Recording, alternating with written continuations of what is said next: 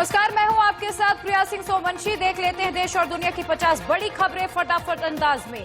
Covishield vaccine की पहली खेप सीरम इंस्टीट्यूट से रवाना हो गई है। कंटेनर के जरिए खेप एयरपोर्ट पर भेजी गई।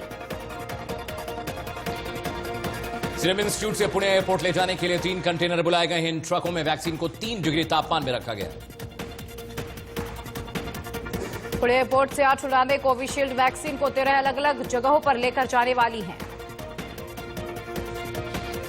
अगले कुछ दिनों में 5 और कंटेनर के जरिए गुजरात, एमपी और हरियाणा में कोविशील्ड वैक्सीन की सप्लाई की जाएगी। देश में 16 जनवरी से वैक्सीनेशन का अभियान शुरू हो रहा है, जिसकी तैयारियां भी अब मुकम्मल कर ली गई। पहले चरण में भारत सरकार ने सीरम को 1 करोड़ 11 लाख डोज का ऑर्डर दिया था, जिसे आज सुबह रवाना किया गया है। सप्लाई से पहले इलाके में भारी सुरक्षा में फोर्स की भी तैनाती की गई है। जीपीएस सुविधा से लैस कंटेनर लगाए गए। फिलहाल 300 कंटेनर जीपीएस लगाया गया है। जरूरत पड़ने पर 500 और कंटेनर्स का इस्तेमाल किया जाएगा। मध्य प्रदेश के मुरैना में जहरीली शराब से 10 लोगों की मौत। पुलिस ने शवों को कब्जे में लिया।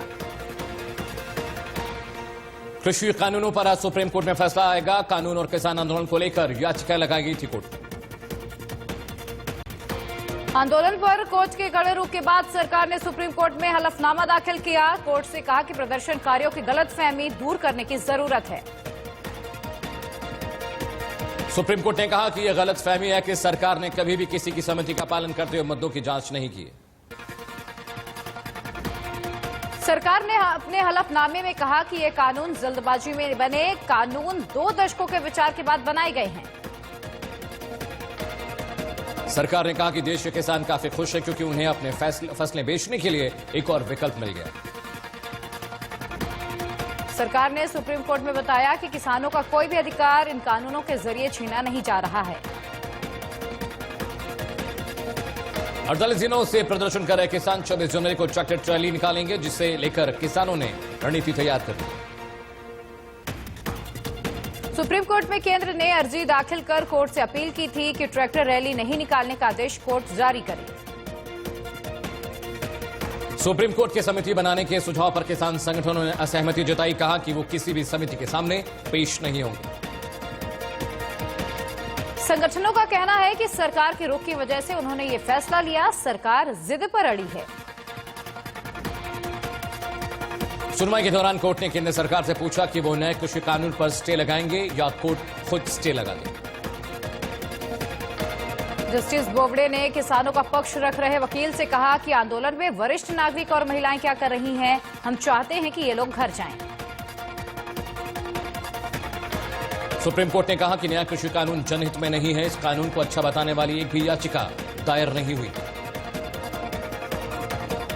केंद्रीय मंत्री श्रीपद नाइक भीषण सड़क हादसे का शिकार हुए। हादसे में पत्नी और सहयोगी की मौत। नाइक का इलाज जारी। आरजेडी नेता तेज प्रताप विंध्यवासिनी का दर्शन करने पहुंचे। इस दौरान उन्होंने कहा कि जब तक केंद्र सरकार रहेगी तब तक देश और किसानों का भला नहीं होगा। पश्चिम बंगाल बीजेपी अध्यक्ष दिलीप घोष ने ममता बनर्जी पर निशाना साधा। उन्होंने कहा कि ममता ट्रंप की तरह जिद्दी हैं, जो हारने के बाद भी जल्द कुर्सी नहीं छोड़ेंगी। हरियाणा के शिक्षा मंत्री कंवरलाल गुर्जर ने कहा कि प्रदेश में लोकदल की हालत काफी खराब है। लोकदल पार्टी अब खत्म होने वाली है। दिल्ली में बर्ड फ्लू को लेकर नगर निगम की इमरजेंसी बैठक। सभी पार्क, चिकन मार्केट और रेस्टोरेंट पर निगरानी के लिए टीम बनाई गई।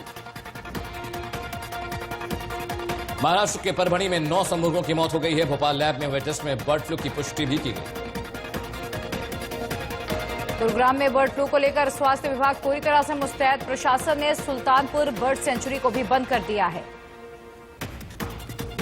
बर्ड फ्लू के चलते लखनऊ के चिड़ियाघर को बंद कर दिया गया है। पशुओं के खान पान में भी बदलाव किए गए। कानपुर जू को भी बर्ड फ्लू के चलते फिलहाल बंद कर दिया गया है।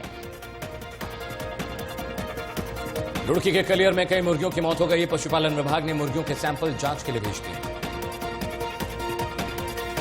पटना में बर्ड फ्लू के चलते चिकन और अंडों की कीमत में भी भारी कमी आई है।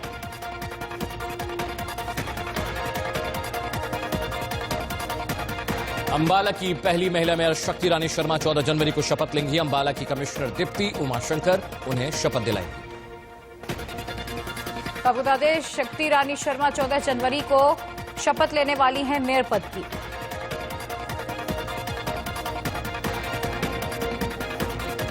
चंडीगढ़ में पूर्व सीएम भूपेंद्र सिंह हुड्डा ने सीएम मनोहर पर निशाना साधा। हुड्डा ने कहा कि राजनीति में अहंकार की कोई जगह नहीं है।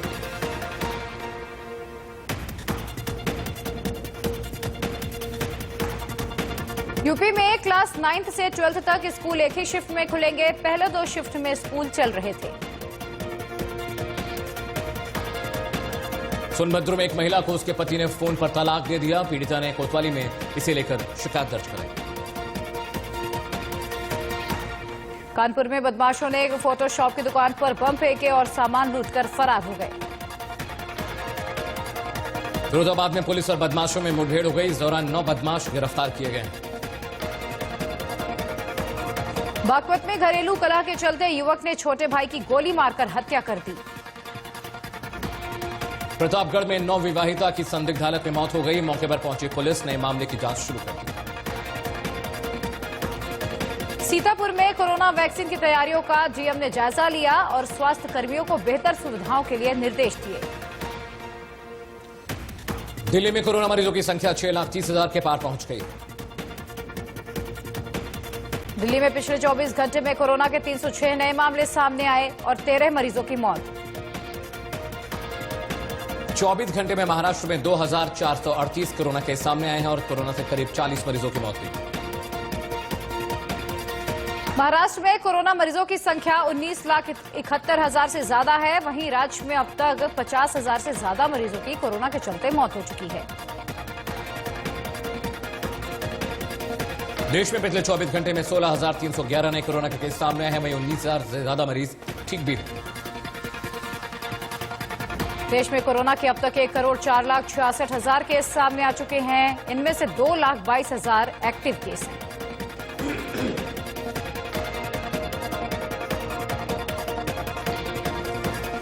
दुनिया भर में कोरोना से अब तक 9 करोड़ 9 लाख से ज्यादा लोग संक्रमित हो चुके हैं, जबकि 19 लाख से ज्यादा लोगों की कोरोना के चलते मौत हुई है।